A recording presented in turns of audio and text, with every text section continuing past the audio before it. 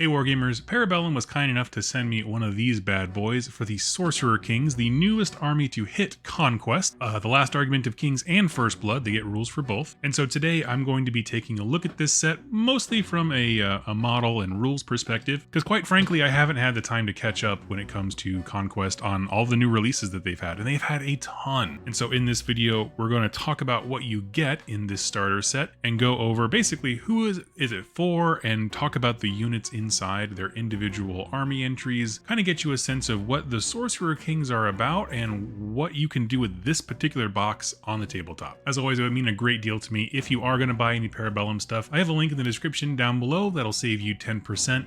Using that link goes directly to supporting me, my wife, our cats, the whole channel, and it means the world to me. Thank you so much. Without further ado, let's get into the box. The Sorcerer Kings one-player starter comes with 24 rajakur plastic miniatures, 24 ghols, 3 Efreet sword dancers, which could also be built as flamecasters, and 1 raj. So included in the box with all these Para-Bellum sets, these are complete armies with one purchase, meaning the units that you get in this all work for the hero that you get. This is the way that army building works in Conquest. You pick a hero, they have access to certain regiments, and you just build your warband hero and the regiments below them bit by bit. And so this allows you to, boom, insta-click on the table, you got it. The only real choice you have to make when it comes to list building is because you only get 4 slots for each hero, and there's 5 total units, all that means is either the ghols or the rajakur have to be doubled up, meaning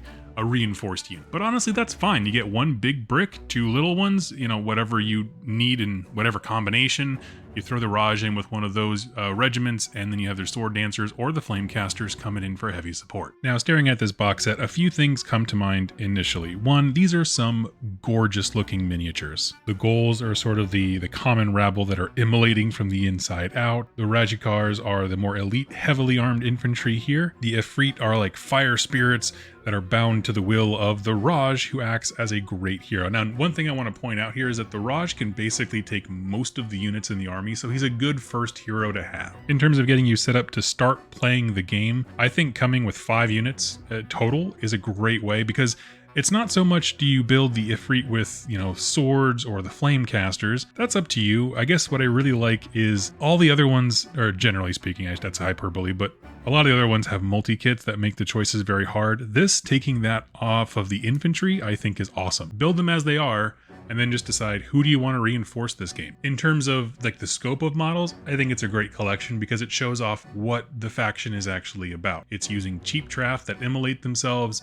heavily armed warriors, and then things that have a lot to do with magic and casting, which is what this faction is all about. One thing I want to note here as we're talking about this box as a product, all the rules are completely free. They're all updated online. If you haven't seen it, Para-Bellum, their app is incredible. Like, not just for players, but for TOs, people trying to organize any kind of event, no matter how friendly or competitive. It just tracks so much and makes it so easy to work with the company and your local group. Anyway, that was a tangent.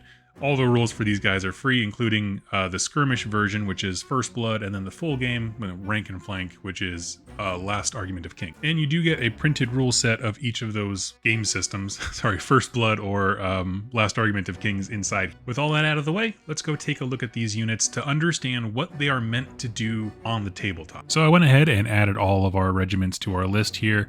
Starting with the Raj, I put 2 units of the ghols, 1 reinforced unit of the rajakur, as you can see there's 6 stands there, and the Efreet sword dancers. So let's start going through these one at a time. I want to start with kind of the easiest to understand, your basic boys, right? These are the ghols. These are the peasants who are immolating as they go. They are a basic infantry unit, and they are light, so they're going to come on real early. You can use them to be aggressive, to pin down your enemy, hopefully sweep them up with something later on. Movement of 6, volley 1, doesn't matter. Clash 1, that's a bummer. Attacks 7 per stand is awesome. Wounds 3, resolve 2, defense 2, evasion 1. Okay, so right off the bat, we got some glass cannon-y looking guys. They are on fire. They aren't armored at all. I get it, but it's a lot of attacks.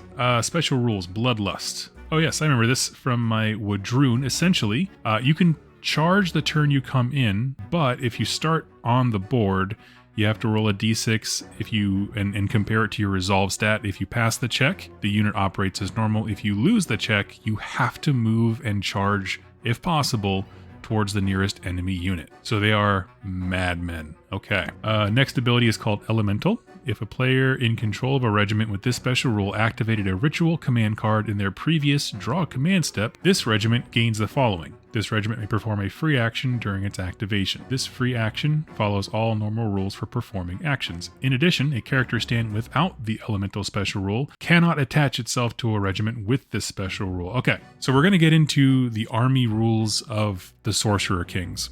And just know that when we talk about those, these guys, because of the elemental rule, have an ability to give them a free action. They also have Unstoppable, allowing them to reroll failed charges, which is normal. They have a command model is the standard bearer. And then they also have Vanguard. When a regiment with any stands with this special rule enters the battlefield from reinforcements, it may perform a free additional march action during this activation. This free march action can be performed to bring the unit onto the board, as long as there's no enemies within 8 inches of when it arrives. So what you're telling me by looking at these guys, because there's not a lot to them, these are your chaff. You're going to rush them up the board, and rush that they will, because they're going to come in with a free extra movement and then move, or presumably move charge, and they're just going to try to throw themselves as fast as they can into oncoming enemies. Why? So that better units can finish them off. But that's fascinating. Okay, I don't see myself using ghols like a ton when it comes to like using the elemental ability. Like I don't care that they get an extra action because it follows all the normal rules. So, attacking multiple times is meh.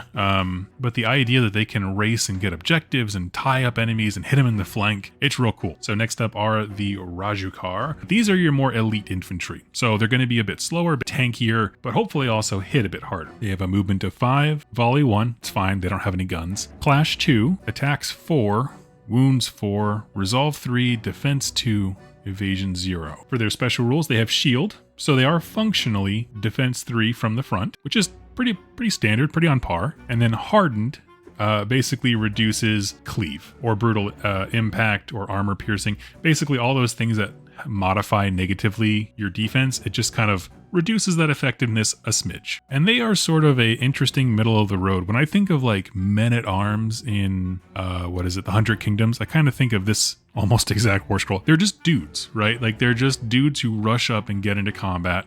If you equip them with the right heroes and options and spell buffs and all this kinds of stuff, they could probably do quite a bit of work. But on the surface, don't think that the ghols are like cheap nothing and that the rajakur, this elite fighting force, this is the mid-level, right? Like this is bottom, this is mid, and then we're going to get up to some of the more elite and powerful and damaging stuff here in a second. But if you don't want to waste your time with chaff, these will essentially be your light units to move forward. They're infantry, they're medium, they're going to be on the board pretty regularly, very quickly. Let's move on. Now we're on to the sword dancers. This is one of the 2 options you can build. You don't have to choose, right away, whatever you want to do. You can build the other units first. But essentially you have Efreets, these fire spirits that come in a melee and a ranged version. That's all there is to it. Special rules for the melee version, and they are brutes and they are medium, so they're going to get on the table here pretty quick. I like that. Special rule, bloodlust. We've already talked about this. You have a chance to lose control of them.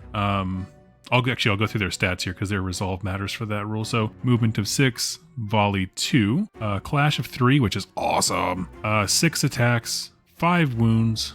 There's 3 on the resolve, 3 on the defense, and 1 on the evasion. So we already talked about bloodlust. They have a chance to lose control and be forced to charge something. But honestly, they're such great blenders that I don't care about that. Honestly, I don't see that rule as a downside. I'm like, I want to get into combat anyway. Elemental we talked about. So if you do one of their army-wide special rules, which we'll talk about here towards the end, they get an extra action, which could be great. Next is Born of Flame. When a friendly spellcaster successfully casts a spell from the Court of Fire, one of their spell lores, targeting this regiment, it immediately heals for 2 wounds. So presumably this is going to be a buff, right? You're shooting your own unit with a spell, so that's hopefully a good spell, and you just add 2 wound heals on top of that. That's a great little passive thing. Next is Impact 3, so when they charge in, they're going to be hurting people meanly. Infernal Branding. If an enemy regiment is in contact with this regiment and becomes the target of a spell from the Court of Fire, the friendly spellcaster counts as having rolled 1 additional success to cast the spell. Interesting. Interesting. So if you throw these guys into combat, and then you try to do a buff spell on them, say like the next turn, then in addition to healing 2 wounds, you count as being more successful. So that's what they want to do. They want to get stuck in and continuously be buffed to get all of their abilities. That's interesting. Last ability here, Infernal Release. Upon this regiment being destroyed, target friendly character stand that is currently accumulating ritual markers. That's part of the army abilities we'll talk about next. That is currently accumulating ritual markers towards performing a Court of Fire ritual. Immediately count that ritual as if it has accumulated all necessary ritual markers. Let's talk about that. Essentially, the army special rules for this faction are very simple. When you activate a hero, there is a list of rituals that these guys have access to on the hero cards, and we'll get to the hero here in a bit. You're going to select a ritual, and then every time you activate a unit, so you flip a command card, you add 1 to this ritual. When the ritual has enough, so like say a ritual requires 9. Once you've activated or you have 9 counters on that ritual, the spell goes essentially off. You have a command card representing that ritual. You slide it into your command deck, and then whenever you flip that command card, boom, the ritual goes off. Now that might sound confusing. In practice, it's actually very simple. I was watching some people play on TTS, and essentially you'd like, hey, I'm going to do this ritual of fire, put it off to the side, and then every time you activate a card, you just throw a token on it, and then when it hits that total number, that card goes into your command deck on the next round, and when you draw it, resolve it. That's all it is. And so when you look at those rules that say things like elemental, if you resolve a ritual command card before this unit, it gets to do an extra one. That's what it's talking about. When you slide that completed ritual command card into your command deck, whatever goes after that, if it's elemental, gets a bonus on top of the ritual itself. Of course, with all these armies, there's ways to kind of play with that equation, because it starts off very simple. Activate a unit, throw a token on. But then when you factor in, you can have multiple rituals going from multiple heroes, but you can't have any 2 doing the same ritual. So you have multiple rituals going on. And then there are artifacts, spells, abilities, and things like that will change how many tokens you put onto your ritual pyre thing. So like you can speed it up quite a bit if you lean into it, or if you're not that into it, you just let it go. You'll probably get a ritual done every 2 turns. And that's rad. Remember, Conquest goes on for longer. Like there's more turns, it happens faster than Age of Sigmar, so like an 8 to 10 round game is kind of the norm based on how things play out, even though it plays in the same amount of time. So saying that you'll only get to use it, every other turn is not nearly as detrimental in a 10-round game versus a 5-round game. Now, I hope that very brief explanation simplified it for you. But the reason it's important to understand is because when we look at these Efreet guys, the idea that you can sacrifice one to automatically do the ritual now means that you can, whatever turn these guys are destroyed, you'll throw that command card the following turn into your command deck, and now you have all your elemental abilities, possibly getting an extra action and stuff like that. Depending on where you put the card, which unit next to them will get that ability. So it's interesting. There's a lot of cool ways to play with it, a lot of levers to pull, or it could be as simple as you want. I'm somebody like with my Wadroon, I'm staring at him on the shelf over here. I know that I can do a whole lot of stuff with their chanting markers. I don't do any of that. I'm just like, run forward and die hard. And I have a great time with them. And I do win games. I have a good time. But like, with this thing, it seems so simple of just whenever you flip a command card, throw a token on. When it's resolved, throw that card in your deck. I like it because it's basically like, don't worry about the ritual until it's done. And then at that moment, we can figure out, look at the board, see how you can use it best. But when you talk about the idea of being able to sacrifice a unit to get it, that adds a new level of, I guess, interest to me. Regardless, these are the melee versions of our Efreet. So let's talk about the ranged versions. A lot of these special rules are going to be the same. They have the exact same stat profile from what I can tell. Yes, they do. Brutes, medium, still volley too, even though they're the shooting version. As for their rules, let's see. We have elemental, born of flame. Yep, so they'll heal 2 wounds whenever you do a spell on them as well. Impact, which means less on a ranged unit because they don't really want to be charging. Infernal marker. Until the end of this round, if an enemy regiment was the target of a volley action from this regiment, friendly spellcasters targeting that enemy regiment with a spell from the Court of Fire count as having rolled 1 additional success. So that's an interesting one. Instead, the melee versions want to get into combat and be buffed while they're in combat. That's what Infernal Branding does. lets them count as an extra success on spellcasting that buffs them. These guys have the same thing, but an offensive version where whoever they shoot at, and it's who they target, not who they hit or wound. So like even at volley 2, they're not going to be hitting a ton, but all they have to do is like direct fire at a target, and your spellcasters, who are incredibly powerful, get an additional success on that. That's rad. And they also have Infernal Release. When they die, it counts as giving you all your necessary markers. And moving here into the ranged attack, Barrage 5. So each of these stands, remember, it's going to be 15 shots total, plus 1 for the leader. Range of 14 inches. That's pretty cool. And they also have Torrential Fire. When a stand with this special rule performs a volley action against an enemy regiment within effective range, so 7 inches, every 2 successful hit rolls cause an additional automatic hit. So if you roll 6 successes, you will get 3 additional hits for a total of 9. Now let's talk about the options between these two. I feel torn. They have different uses in my mind. The ranged guys are, if you want to lean into the spellcasting efficiency of your heroes and use them as the damage dealers, this is awesome. Giving them an automatic success at something they point at is really, really cool. And plus, there is an aim action in the game. Volley 3 is not ridiculous in any way, shape, or form, but I do feel like you're losing some of the value by doing stuff like, having impact attacks. You're paying for those, but you don't want these guys to be charging. Elemental is cool because if you activate a ritual before them, you can use that extra move action to get into a better position for sniping.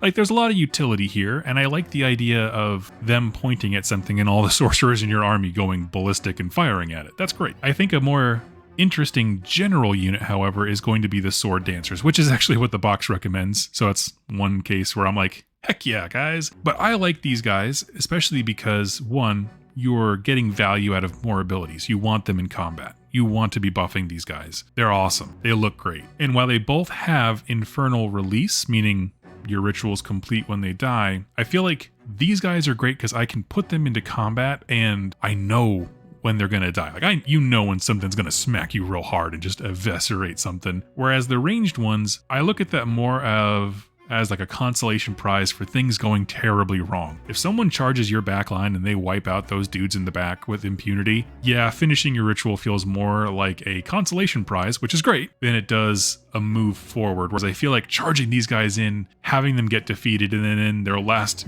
action being a middle finger that completes a ritual is pretty cool. But also just with the nature of the box set that you get, I really like the idea of, for example, you could break the ghouls up into 2 units, have them each go after one of your opponents, and then use the rajakur block to take out one, or at least engage one side, and then the Efreet sword dancers to pin down the other. Now let's talk about our last regiment here, the Raj. This is your basic commander type for the Sorcerer Kings army. He can do magic, but he's not particularly like the magic master. There are sorcerers for that. But this is your combat mage. He's infantry.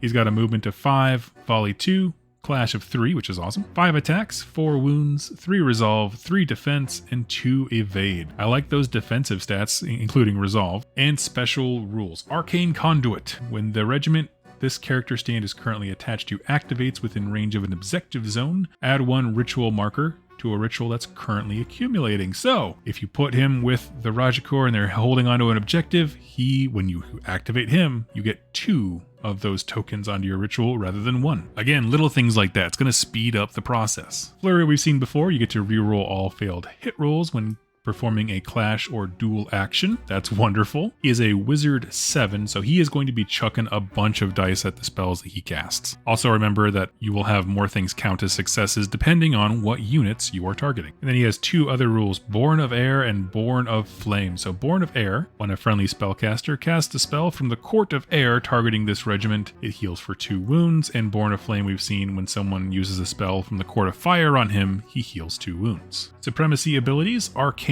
Dervish. So this is his once per game. You can do this at the start of your turn. Friendly regiments with the elemental special rule gain terrifying +1 special rule when within range of an objective zone. This supremacy ability is always to be considered active. So that's a flat thing. If you are within range of an objective zone, you get terrifying, provided you have elemental. So that's going to be ghouls, and that's going to be your Efreet sword dancers, which terrifying on them is awesome.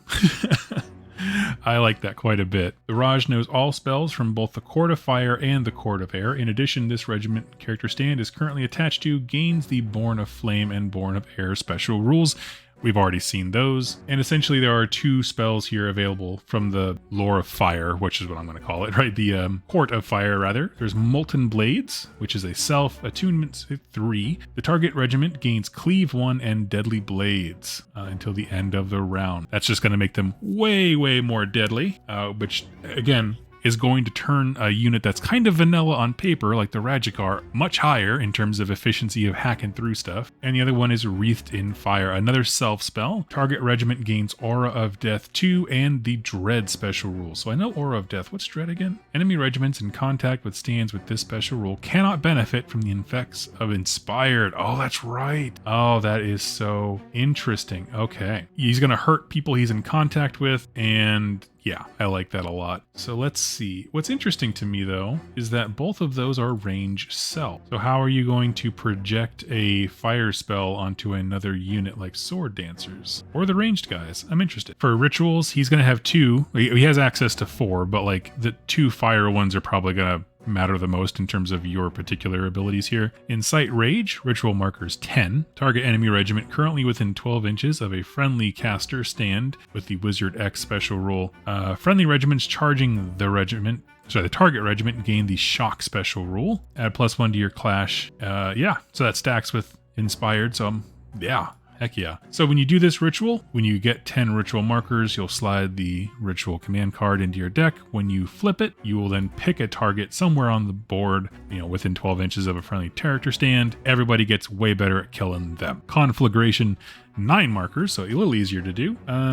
Stand with the Wizard X special rule may immediately perform a free out-of-sequence spell casting action. The spellcaster counts as if it had rolled 4 successes for the purposes of casting the spell during this free out-of-sequence action. Now, what's interesting is that the wind spells seem to be the more offensive ones, in my opinion. The fire ones seem to be more self-centered and like AoE kind of a deal. That's interesting. And there's also a whole bunch of bolt-on stuff that I never really review these because they change a lot with FAQs. But you can add special abilities and artifacts and stuff like that to make your guy more unique. And they're going to have a lot to do with the way that these different courts and rituals all function, as well as the healing you'll do when you perform them. So let's take a step back and say, how does this box do as a starter set? Well, for one, I think it's a great set of models. Like, they're all new sculpts. They're all fantastic. If you haven't seen Para-Bellum stuff since they've started like a couple years ago, I mean, they're only 5 years in and their models have gone from not terrible, but kind of dated. They not the best designs, to be honest, with the Men-at-Arms, all the way to like fast forward to now. These things are incredible. You buy it for 2 game systems, First Blood and Last Argument of Kings, and it's all rules supported, that kind of stuff we already talked about. As far as the actual set of models you get, the way that I rate starter sets is on a few different metrics. So does it give you a good set of models to get you started in the game? Meaning, are you actually going to use these particular regiments if you were to collect Sorcerer Kings in Conquest? We've all gotten starter sets of Space Marines that you never use. And the answer is definitely yes. It's a smaller faction with the way that it's been released, or releasing right now in piecemeal. These are your basic chaff, the ghols at the bottom. The rajakur are your mid-level infantry that can get buffed into really cool things, and the Efreets represent all of the mystical stuff that your faction is going to have. You have all different tiers represented both visually, meaning you're going to paint chaff, paint regular dudes and monsters, which is awesome, but also the style of play. These guys are going to die super fast. These guys are going to die somewhat slower. Hopefully these guys don't die too much, and goes from there. So model-wise, I think it does serve the Sorcerer Kings really well as far as getting people into the faction. Rules-wise, I have to say the same thing, because what I like about this box is I feel like they limited it to the fire stuff. If you go into this thinking, I only need to worry about the fire rules, it takes off a lot of the mental burden that's going to be on you, and I don't know, makes it a lot simpler. Like, not only does this hero have the ability to take all the troops that you get in this set, there's no way to build something that cannot be taken by the Raj. That's awesome. In addition to that, the Raj's abilities work directly with the units that he has. Like, yeah, I understand that the rajakur can be like buffed, but they are very bland to start with. But conversely, The ghols are crazy lightning fast troops that can charge and you can lose control of them. The monsters are very engaging with how they use the ritual mechanics and spell casting, so I feel like you're getting a sense of what the faction is like at a lot of different levels. By that I mean you have the ritual stuff going on that you have to learn, which is good. You should learn the rules for your army with the starter set, absolutely. So you're learning that on one level.